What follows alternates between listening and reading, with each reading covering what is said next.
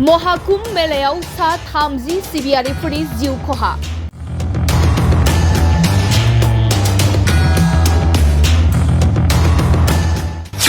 महाकुम्भ मेलायाव सा 60नि बांसिन सिबियारिफोरा गोब्राब जोखोम जायो।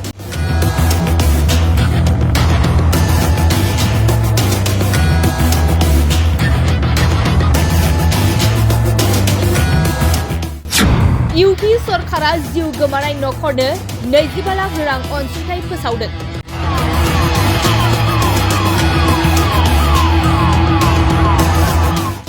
नंगौ, मोनसे गिख्रंथाव आरो सोमोनांथाव खौरां।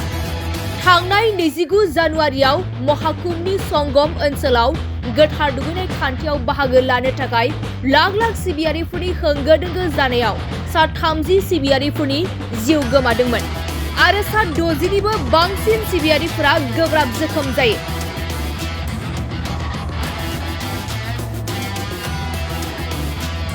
मख'नो गोनांदि महाकुम्भ मेलाया मोनसे हिन्दु धोरोमारि दावबायनाय फोरबो, जायखौ भारतआव मोनसे रुजुजायै ग्रहफोरनि गोरोबलायनायखौ दिन्थिनो थाखाय फालिनाय जायो।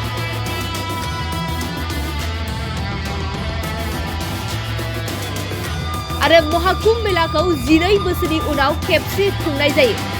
बे गोथार महाकुम्भ फोरबोखौ भारतनि मोनब्रै गोथार थावनिफोराव खुंनाय जायो, जाय प्रयागराज, हरिद्वार, उज्जैन आरो नासिकआव 12 बोसोरनि उनाव खेबसेल' खुंनाय जायो। बेबारनि थामहिनबा 2025 मायथाइनि महाकुम्भ फोरबोखौ प्रयागराजआव खुंनाय जादों। बे फोरबोनि समाव गोथार दैमाफोराव दुगैनाया बिथांमोननि पापफोरखौ सुस्राङो आरो इसोरारि गुन मोननो हायो होनना सिबियारिफोरा फोथायो। बेखौ लोब्बा लानानैनो थांनाय सानाव महाकुम्भ मेलायाव गोथार दैमायाव दुगैनो थाखाय लाख सिबियारिफोरनि होंगो दोंगो जानायाव सा 30 सिबियारिफोरनि जिउ खहा आरो सा 60निबो बांसिन सिबियारिफोरा गोब्राब जोखोम जायो।